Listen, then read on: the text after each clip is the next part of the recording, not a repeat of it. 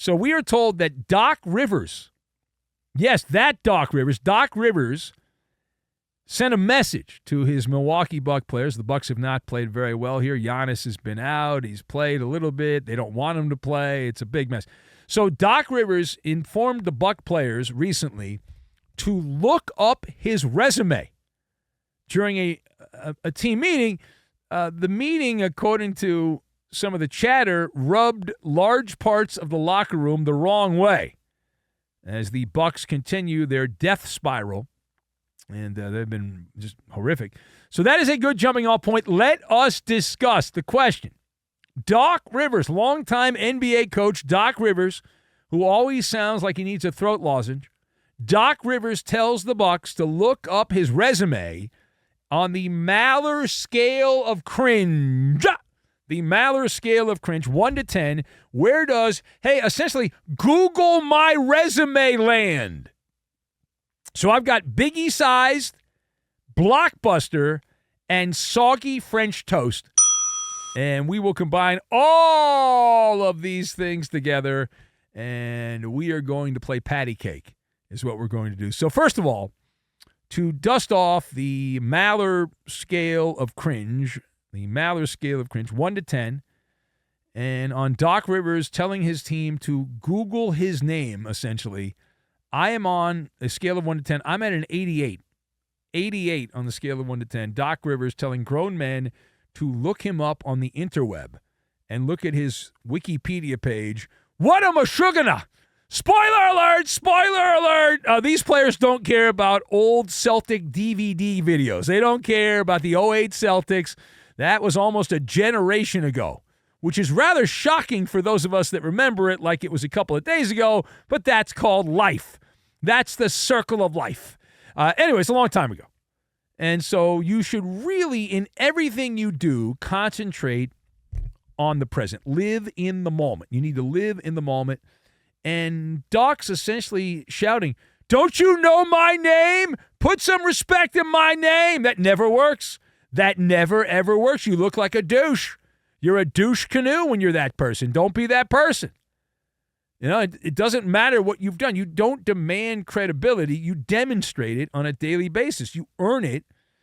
You never got any respect from these players. You got to earn that by doing it day in and day out. And the problem that Doc's got, it's pretty clear. The problem he's got, Doc has a Biggie-sized rear view, if you know what I'm talking about. Like you get in the car, the rear view mirror for Doc Rivers is bigger than the windshield. That's a problem. That is a problem here, and stop looking back. It's a waste of time. Doesn't matter. It's all prologue. It's what you do now in the moment, and when you look back, when you're really, really old and you're sitting in a rocking chair and you're sipping some lemonade and you're looking back at everything that happened, that's when you look back. Not while you're in the middle of the meat grinder, you don't look back. To live in the past is to die in the present, which, oh, by the way, Doc Rivers is drowning as coach of the Bucks. Only a few more games to go, and then that's all over. The NBA season, mercifully, is almost over, and then the playoffs will begin where we will actually start to pay more attention. Now, speaking of that, though, to the Valley of the Sun we go, where the Rockets took down the Suns in a random game, as they are all these teams jockeying for positioning in the NBA playoffs. Kevin Durant had 24 points, and the Rockets, who at one point trailed by 21 to Phoenix, came back. They won that game. That's not the story, though. As the Rockets hanging out there in Arizona, Kevin Durant returning to the Valley of the Sun for the first time, and there was a discussion, a hearty discussion about tributes and this, that, and the other thing. Well, it turns out we are told the Suns brass decided to not give a video tribute to Kevin Durant, the Hall of Fame player. Kevin Durant not getting a video tribute, the Slim Reaper, during his first trip back. Now, this has become the custom in the NBA that you just give guys a tribute, a little razzle-dazzle on the scoreboard, and that's it. The Suns didn't do that. So the question, should the Phoenix Suns be applauded for not participating with Kevin Durant in the NBA's video tribute inflation economy? So I've got 3 letters for this. Y-E-S. Y-E-S. Yes! Yes. Bravo! We applaud. We applaud the Suns here. Absolutely. And that's really the only sane response. Kevin Durant lasted roughly 26 months in Arizona. 145 games. That is a grain of sand. Grain of sand on the beach. Background music is what that is. This was not some grand love story. Durant and the Suns. It was supposed to be. They thought it was going to be. You know what this was? This was a trip back in the hot tub time machine to Blockbuster Video. You rent it, you watch it, you return it, you're not married to it. That's it. Durant came in. The Suns took a flamethrower to their roster. They absolutely mutilated the roster. They burned the whole roster up. They shipped out 3 players, 4 first-round draft picks, 7 players to mainly get Kevin Durant. And they got him to win a ring, a championship. And the whole thing fizzled. It was horrific. It was supposed to be delicious ice water, and it was lukewarm. It was lukewarm. And a video tribute would have been a PPV, a pity party video is what it would have been. Not pay-per-view. A pity party video. For what? Let's celebrate the unmet expectations that Kevin Durant provided us.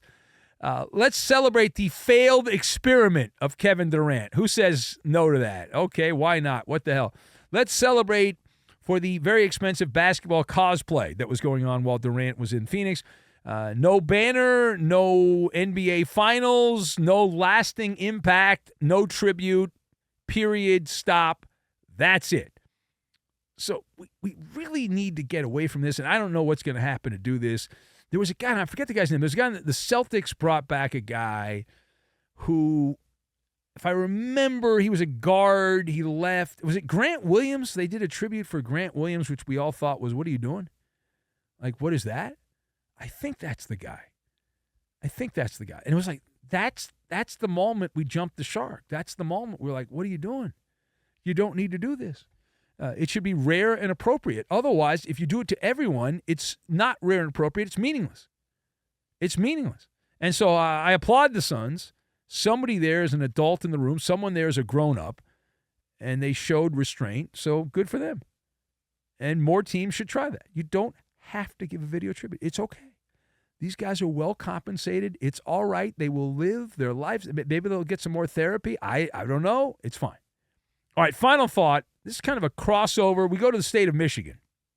It's kind of a combined story. So you got the Suns, and you've got Michigan. Well, this is Michigan State. So head coach Tom Izzo was on Fox Sports Radio earlier and revealed that he seriously considered leaving Old Sparty and going to the NBA with the aforementioned Phoenix Suns.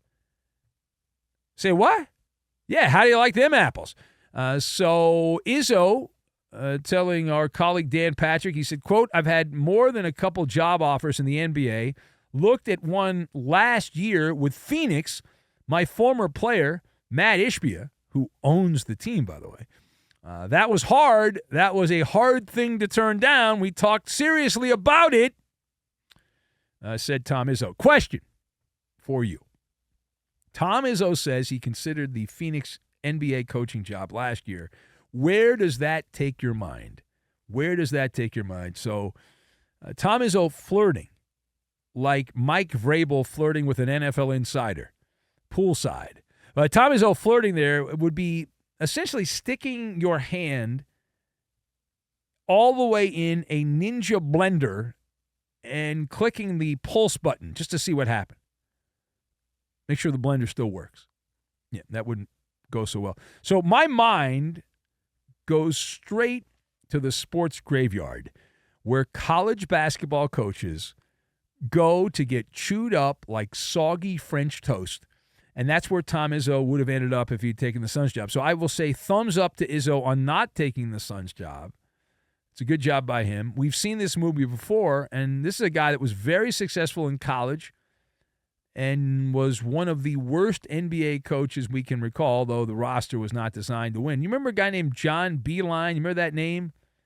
He was at Michigan, had some success there with the Wolverines.